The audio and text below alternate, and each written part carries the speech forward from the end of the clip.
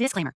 The story, all names, characters, and incidents portrayed in this production are fictitious. No identification with actual persons, living or deceased, places, buildings, or products is intended and should be inferred. It is not our intent to harm plants or animals, and no living creatures were harmed during the making of this video. Please note that this video has been created for an audience age 16 and above only, and is not meant for kids.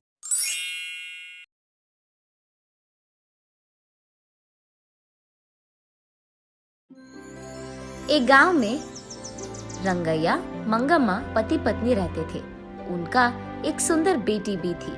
2 साल से सूखे के कारण कुएं के पानी सारे सूख जाते हैं और गर्मी की मौसम होने के कारण उसका खेत भी सूख जाता है। उसके सारे पैसे वो खेत में और खेती में गवा देने के कारण उदास होकर रंगैया मंगम्मा से ऐसे कहता है, मंगा, भगवान भला हमसे ऐसे क्यों खेल रहा है। गर्मी का मौसम आ गया, कुएं के अंदर पानी भी खत्म हो गया और खेत का हालत ऐसे है।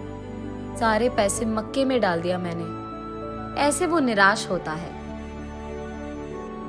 इतने में उसकी बेटी लक्ष्मी आकर पापा ऐसे कहते हुए हंसते हुए प्यारी सी नन्ही सी उसकी बेटी अपने पापा से गले लगाती है। अपनी प्यारी बेटी को देखते ही रंगैया के चेहरे पे मुस्कान आ जाती है।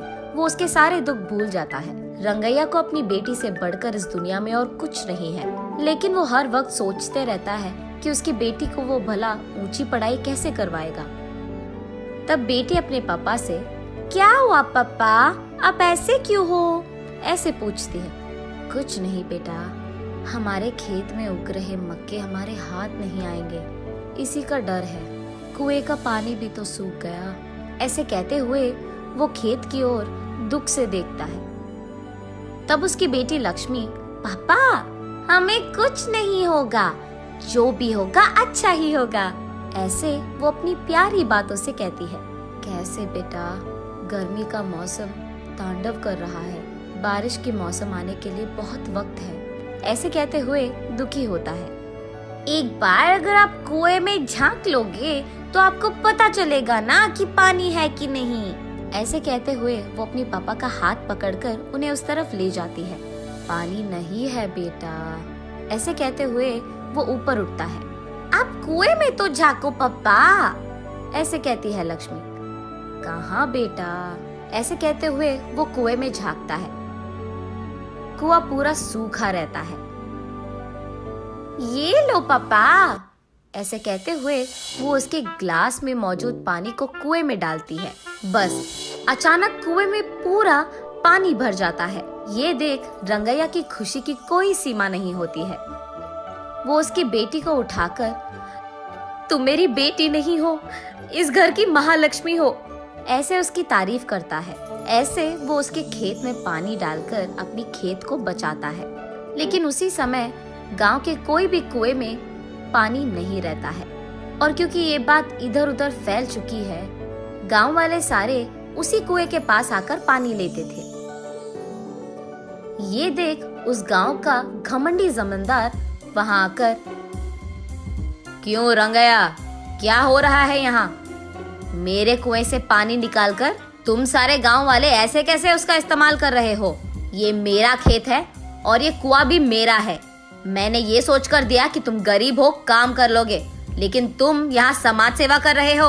ऐसे ही देखता रह जाऊंगा तो ये खेत भी तुम्हारा कह दोगे तुम। ऐसे गुस्से में उससे बात करता है।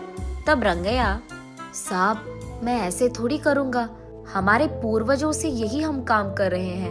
अब अगर आप ऐसे बात करोगे तो हमारा क्या हो जाएगा साहब? ऐसे कहते हुए वो उसके पैरों पे गिर जाता है। लेकिन घमंडी जमींदार कुछ भी करके उस जमीन को और कुएं को हासिल करने के लिए ऐसे कहता है, ये खेत मेरा है, जो करना है कर लो, निकला। ऐसे कहकर वो रंगैया को नाइंसाफी से बाहर धकेलकर उस खेत के चारों ओर बाढ़ डाल देता है।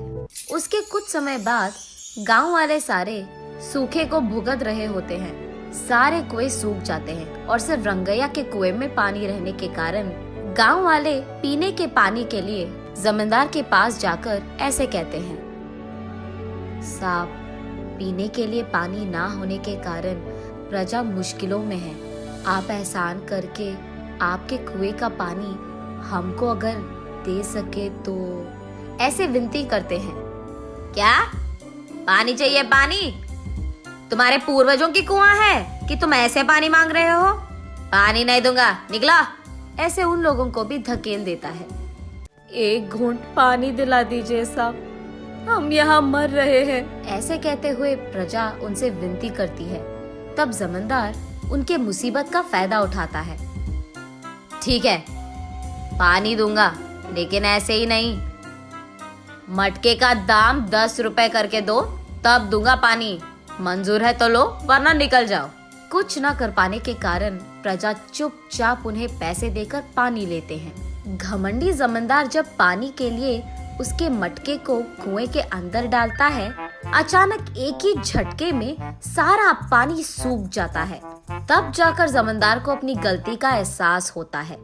रोते हुए रंगैया के पैर पकड़ता है और माफी मांगता है।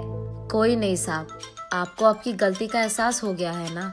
तब जाकर वो रंगैया की बेटी की सहायता से जब मटके को कुएं के अंदर डालता है तो अचानक पानी पूरा भर जाता है कुएं में और सारी प्रजा इस घटना को देख बहुत खुश होती है। रंगैया उस पानी को सारे गांव वालों में बांटते हुए, खेती करते हुए खुशी से जीता है।